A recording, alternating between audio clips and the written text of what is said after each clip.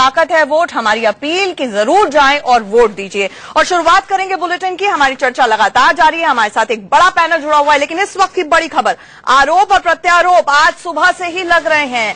केजरीवाल ने आरोप लगाया कि रात को बीजेपी की तरफ से बहुत ज्यादा शराब बांटी गई है। वहीं दूसरी तरफ आरोप लगाया गया किरण बेदी द्वारा कि न सिर्फ केजरीवाल धमका रहे हैं, आम आदमी पार्टी धमका रही है झुग्गी झोपड़ी वालों को कि उनकी फेवर में वोट करें। उन्होंने ये भी कहा कि वो इस बाबत शिकायत करेंगी। यानी कि दोनों तरफ से ही, आम आदमी पार्टी और बीजेपी की तरफ से एक दूसरे पर आरोप लग रहे हैं दबाव के, शराब के बांटने के। आपको बता दें अभी तक इलेक्शन कमीशन ने कल तक 1.5 लाख शराब की बोतलें सीज की थी। हालांकि दिल्ली में 48 घंटे तक ड्राई डे डिक्लेयर्ड है, इसके बावजूद शराब का खेल बहुत ज्यादा दिल्ली में चल रहा है।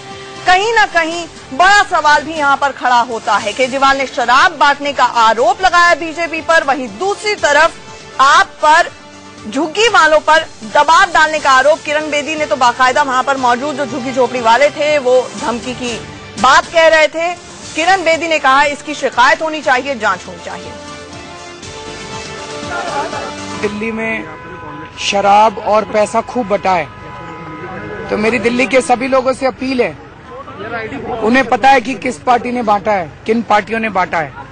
उस पार्टी को बिल्कुल वोट ना दें जिन पार्टियों ने दारू और पैसा बांटा है। वो कह रहे हैं कि कल भी आप आए थे, मीडिया के लोग, आपने कुछ, कौन आए थे? ये कह रहे हैं कि आप कल भी आए थे, आपने नहीं दिखाया। जी बिल्कुल दिखाया था। वो कह रहे नहीं दिखाया। मैम आपकी तरफ से भी काउंटर एलिगेशन लगते हैं कि बीजेपी के लोगों ने भी। हमारा कोई काउंटर है, सॉरी, ऐसा कुछ नहीं। आप जान के उसको काउंटर मत करिए, ये हकीकत है। सामने एक बच्ची बहादुरी से बोल रही है, उसकी माँ या उसकी जो भी है आंटी वो बोल रही है, एक पुरुष भी बोल रहा है, सारा समाज बोल रहा है। ये प्रॉब्लम ये है कि मीडिया सिलेक्टिव रिपोर्टिंग कर रही है इस वक्त। हम सभ्यता के तरीके से सिविल पे काम कर रहे हैं और असभ्यता आप लोगों से छिपा रहे हैं। ये जगह जगह बोल रहे हैं, इसीलिए तो हम कह रहे हैं कि आप हकीकत दे ही नहीं रहे। पार्टी इलेक्शन कमीशन तक शिकायत करेगी इस चीज की? देखिए इलेक्शन कमीशन तो बाद में, पहले ये तो देखो कर क्या रहे, लोगों को बताओ झुग्गी झोंपड़ियों के लोग किस तरह से धमकी। और हमारे साथ एक बड़ा पैनल जुड़ा हुआ है। शेफाली मिश्रा आम आदमी पार्टी से जुड़ी हुई है, हमारे साथ वरिष्ठ पत्रकार राज बिहारी जी, प्रदीप जी, अनुज गुप्ता जी जुड़े हुए हैं, शहजाद पूनावाला कांग्रेस का पक्ष रख रहे हैं, साथ ही साथ हमारे साथ अनिल बलूनी जी भी बीजेपी से जुड़े हुए हैं। अनिल बलूनी जी आपके पास आऊंगी, लेकिन सीधे तौर पर आरोप जो यहाँ पर लगा है, शेफाली आपसे जानना चाहेंगे, धमका रहे हैं आप झुग्गी झोपड़ी वालों को, बाकायदा वहां पर कुछ लोग मौजूद थे, आपका रिएक्शन? देखिए ये तो बिल्कुल आखिरी मौके पे ये एलिगेशंस वाली बात है। मैं तो मतलब हैरान हूँ कि किस लेवल तक ये जा सकती हैं। ये इलेक्शन कमीशन के पास क्यों नहीं जा रही हैं? ये क्यों इन्होंने बोला इलेक्शन कमीशन बाद में मीडिया में क्यों उछालने की कोशिश करी है? और वो भी तब जब इनकी जो दो औरतें बोली और जो पुरुष बोले, एक ने बोला हमारे पार्टी बीजेपी के लोग और दूसरे ने टोपी पहन के, सैफरन की टोपी पहने हुए थे। मतलब इस लेवल पे ये लोग आ गए कि यहाँ पर प्लांट कर रहे हैं। मगर ये लास्ट मिनट पे इनके पास कोई और चारा नहीं बचा, तो ये इस तरीके के गंदे खेल खेल रहे हैं। अनिल बलूनी जी, ये भी आरोप लगा, वो झुग्गी झोपड़ी वाले आए थे, वो ये कह रहे थे कि बम से तोड़ देंगे झुग्गियों को, ये कहा आम आदमी पार्टी के लोगों ने धमकी देते हुए। ये बम कहाँ से आया? ये तो थोड़ा ज्यादा ड्रामा नाटक लगता है आखिरी मिनट पे चुनावों के दौरान।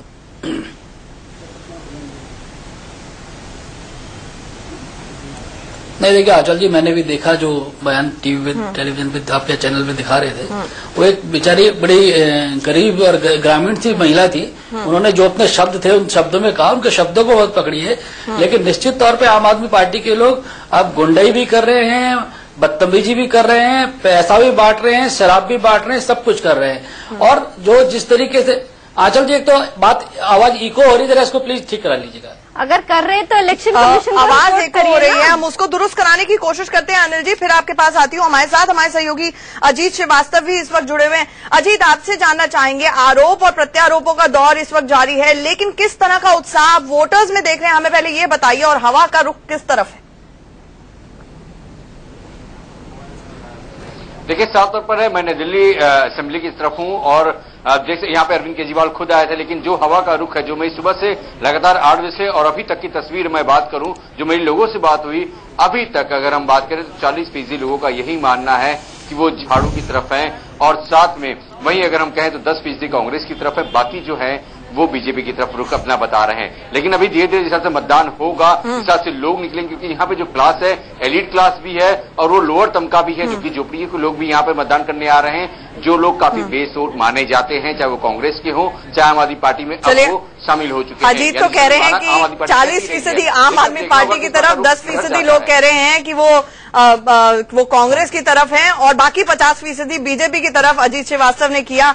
अनिल बलूनी जी, अगर आप तक आवाज अब ठीक से पहुंच पा रही है, एक बात बताइए, प्रधानमंत्री मोदी ने तो, चलिए वो हमारे साथ नहीं है, लेकिन अनुज जी, प्रधानमंत्री मोदी ने सबके हाथ में झाड़ू स्वच्छता अभियान के लिए थमाई थी, लेकिन दिल्ली वाले कुछ ज्यादा सीरियसली ले रहे हैं। अगर झाड़ू थामते चले गए इस तरह तो दिक्कत हो सकती है। झाड़ू आप कहना चाह रही, झाड़ू उन्होंने थमाई थी कि आम आदमी पार्टी को साफ कर दो, मगर वो कहीं भाजपा को साफ न कर दें, ये खतरा आपको नजर आ रहा है ना। तो देखिए, झाड़ू तो दोनों तरफ घूमती है, इधर भी घूमती है और इधर भी घूमती है, तो कोई भी साफ हो सकता है उससे। प्रदीप जी, आप कुछ कहना चाहेंगे? देखिए, ये तो सिंबॉलिक बातें हो गई, लेकिन मेरा मानना है कि दिल्ली विधानसभा का चुनाव जब से विधानसभा बनी है, इससे फियर्स बैटल जो है, पॉलिटिकल बैटल, शायद ही कभी लड़ा गया हो। जब 3 प्रमुख पार्टियां हैं 2013 और इस चुनाव में, इससे पहले तक बाइपोलर पॉलिटी थी दिल्ली की, कांग्रेस बीजेपी, या कांग्रेस जीतती रही या कभी बीजेपी आ गई।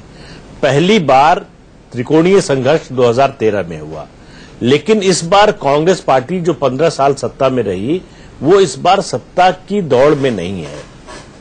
कांग्रेस की कुल कोशिश है कि दिल्ली की राजनीति में अपने को प्रासंगिक बनाए रखा जाए।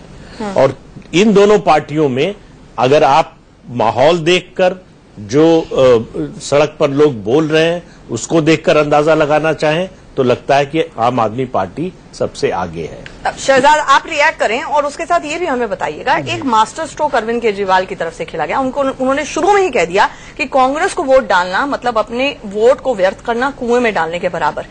ये बहुत बड़ा नेगेटिव है कांग्रेस के लिए आज की तारीख में, क्योंकि वो कहीं पर भी नहीं है और लोगों को ऐसा लग रहा है कि वोट उनका वेस्ट होता है अगर कांग्रेस को देखें। देखिए, एक पार्टी जिसके 99% लोगों ने डिपॉजिट हारी, अगर वो दूसरे पार्टी को वोट देना व्यर्थ समझे तो वो उनकी राय है। नहीं, लोकसभा में आम आदमी पार्टी की प्रेजेंस नहीं थी, आप उसको दिल्ली की राजनीति से जोड़े ना। मेरी बात तो पूरी होने दीजिए, मैंने किसी का हस्तक्षेप नहीं किया।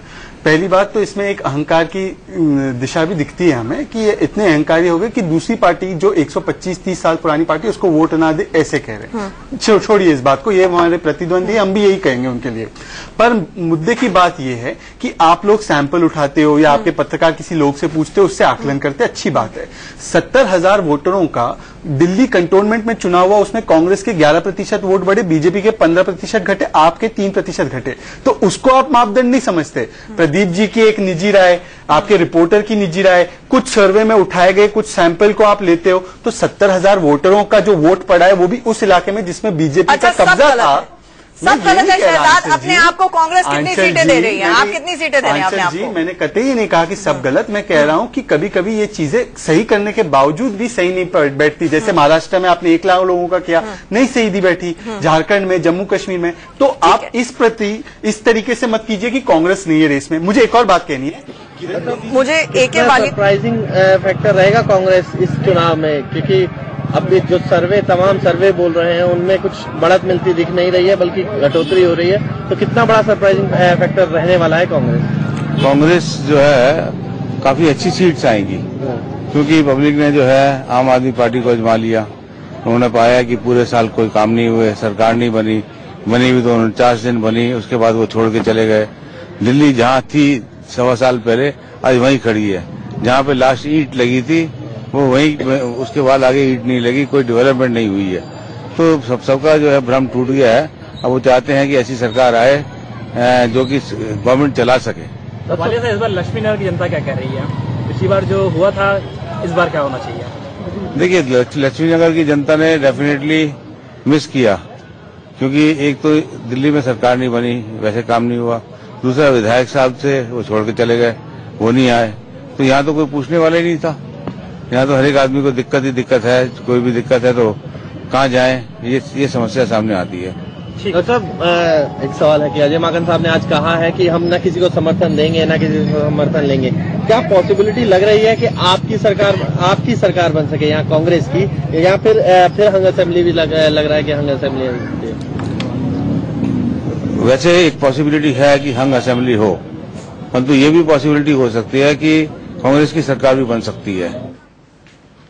कांग्रेस की सरकार यहाँ पर डॉक्टर वालिया बना रहे हैं, उनकी बॉडी लैंग्वेज, हाव भाव सबने देखे। खैर, अपने दिल पर हाथ रख के शहजादा, आप ऑल इज वेल कहते रहिए। नहीं, पहले हंग असेंबली बोला, उसके बाद कहा कितनी सीटें हो सकती हैं ये भी क्लियरली नहीं बोला। लेकिन अच्छा, एक काउंटर फिर राकेश ने हमारे सहयोगी ने बात ये मत भूलिए कि आम आदमी का हाथ हमेशा कांग्रेस के साथ होता है। अब इससे ज्यादा मैं कुछ नहीं कहूंगा, इसमें इशारों उस हाथ में झाड़ू आ गई है। मैं आपको और एक बात कहना चाहता हूँ, मैं एक बात आपको और कहना चाहता हूँ। एक सेकंड शिवाली जी, मैं हस्तक्षेप नहीं करता आपका, प्लीज थोड़ा सा डिसेंसी करिए। आप लोग नहीं करते, मुझे पता है। आम आदमी पार्टी के संयोजक अरविंद केजरीवाल स्टिंग मास्टर है। वो आरोप लगाते हैं कि दारू बट रही है, पर एक स्टिंग नहीं दिखाते। किरण बेदी जी, जहां पे खुद की केंद्र सरकार की शासन है कानून व्यवस्था में, वो कहते हैं बम ला रही है लोग। तो ये आरोप प्रत्यारोप में दिल्ली को क्या फायदा होगा? दीपक जी इतने सालों से देख रहे हैं, लोग बैठे हैं यहाँ पे। हमें मुद्दों की बात करनी चाहिए, ना कि ये शख्सियतों के बीच में आरोप प्रत्यारोप। हम पूरे तरीके से मुद्दों दोबारा चर्चा पे आते हैं। कुछ देर के लिए हमारे ब्यूरो चीफ राकेश कुमार सिंह ने बात की है शीला दीक्षित से, वो सुनते हैं, फिर चर्चा पे आते हैं। दीक्षित यहाँ पर इंतजार कर रही हैं और हम आपको दीपक जी एक तस्वीर दिखाएंगे कि शीला दीक्षित जो है अब जो है मीडिया के सामने है। अब शीला दीक्षित जी, शीला जी क्या दिल्ली के चुनाव को क्या उम्मीद है? उम्मीद तो क्या है, उम्मीद तो नेचुरली यही है कि कांग्रेस बहुत अच्छा करेगी, लेकिन अब 10 तारीख तक इंतजार करिए, तब सब पता चल जाएगा आपको। लेकिन शीला जी, जिस तरह से क्या कांग्रेस सरकार बनाएगी क्या? अब क्या पता, क्या कांग्रेस सरकार बनाएगी क्या? भविष्यवाणी नहीं है मेरे पास। लेकिन शीला जी, आप कई बार चुनाव लड़ चुकी हैं, क्या जीत के प्रति आश्वस्त हैं क्या कांग्रेस? देखिए बेहतर तिकोना चुनाव है।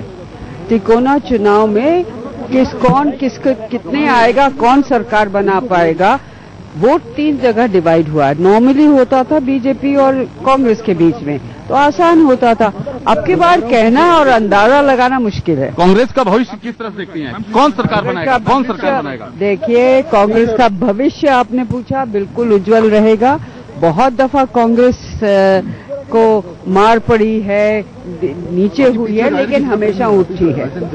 क्या कांग्रेस का भविष्य क्या देख रही हैं? भविष्य तो कह रही, इस चुनाव में मैं नहीं कह सकती हूँ, पर अच्छा नहीं लगता। क्या अगर आम आदमी पार्टी को जरूरत पड़ी तो क्या कांग्रेस समर्थन देगी? देखिए, मिस्टर अजय माकन जो इंचार्ज है, उन्होंने कह दिया कि वो नहीं देंगे। नहीं देंगे, लेकिन आपका मत क्या? क्योंकि आप दिल्ली के पूर्व मुख्यमंत्री रही हैं, कांग्रेस की वरिष्ठ। मेरे से मत पूछा जाएगा तो बताऊंगी, वैसे नहीं बोलूंगी। तो शहजाद, आप गलत पार्टी के स्पोक्स पर्सन हैं, क्योंकि शीला दीक्षित खुद कह रही है कि इस चुनाव में मैं नहीं कह सकती हूँ। देखिए, शीला जी इस संबंध में कह रही थी कि 77 में भी हमारी हार हुई, उसके बाद हम पार्टी उभरी, तो हार जीत होती रहती है लगातार डेमोक्रेसी में। मतलब आप मान रहे हैं आप हार रहे हैं? नहीं, इस बार का नहीं कह रही, वो कह रही इसी बार का कह रही है वो। नहीं, मुझे फिर से सुनाओ क्या? लोग फिर से सुनाओ क्या? वो ये कह रही है कि फिर से सुनाओ क्या? एक सेकंड दीपक जी, फिर से सुनाओ। मैं सुन लिया उनकी बात। वो कह रही है सच को सच मानो यार, जो अगर बीजेपी वरना ऊपर घंटी बजने लगेगी। बीजेपी या आम आदमी पार्टी की सरकार आएगी तो निश्चित रूप से दिल्ली की हार होगी, क्योंकि ये दोनों पार्टी जो है जुमले देती है, धरने देती है। कांग्रेस की हार नहीं होगी। जुमले और धरने के बीच में दिल्ली जो है फंस जाएगी। कांग्रेस की हार नहीं होगी। कांग्रेस की हार, दिल्ली की जीत में कांग्रेस की जीत है, और दिल्ली की हार में कांग्रेस की सरकार कोई सी भी आएगी वो दिल्ली वालों को, दिल्ली वासियों की जीत होगी। ये मत बोलिए कि कोई और पार्टी आई तो दिल्ली की जीत। सर, मुझे एक बात बताइए अनुज जी, 15 लाख रुपए जो हम लोग कल तक डिबेट करते थे कि आएंगे हमारे खाते में, अब अमित शाह कहते जुमला है वो। अब कल हाँ उस पर जा रहे हैं, तो आप देखिए ना, ये हार है हमारी। नरेंद्र मोदी की बीजेपी का आना हार है हमारी। जनता का जो जनादेश है कि नरेंद्र मोदी की सरकार देश में आई है तो देश हार गया है। मैं ये कहता हूं, आप ये मानते हैं कि नरेंद्र मोदी की सरकार इस देश में आई है तो देश हार गया है? झूठे वादे करने वाले अगर आएंगे तो वो हार है। झूठे वादे, अगर अरविंद केजरीवाल झूठे वादे करते हैं, वाला भी हार चुका है, देश हार चुका है। इस बात का जवाब मैं ये कह रहा हूँ, आप इस बात का जवाब दीजिए कि क्या देश हार चुका है? मैं दे रहा हूँ ना। अगर कोई पार्टी अरविंद केजरीवाल की या मोदी की झूठे वादे करके लोगों को बहका के आए और वो पार्टी पावर में आ जाए और फिर अपने वादे ना निभाए, तो वो हार है देश की, वो तो बिल्कुल है। आप मुझे बताइए 15 लाख कहाँ है? सवाल आप मुझे बताइए कि लोकपाल कहाँ आया? नहीं आया ना? नहीं, आप सवाल ये है क्या देश हार चुका है? देश हर वक्त हारता है जब लोग, हर वक्त हारता है जब लोग, कंप्लीट तो करने दीजिए, कंप्लीट करने दीजिए। जब भी कोई राजनीति, आप मुझे बताइए कि लोकपाल कहाँ आया? नहीं आया ना? नहीं, आप सवाल ये है क्या देश हार चुका है? देश हर वक्त हारता है जब लोग हर वक्त हारता है जब हर लोग वक्त हारता है। कंप्लीट तो करने दीजिए, कंप्लीट करने दीजिए।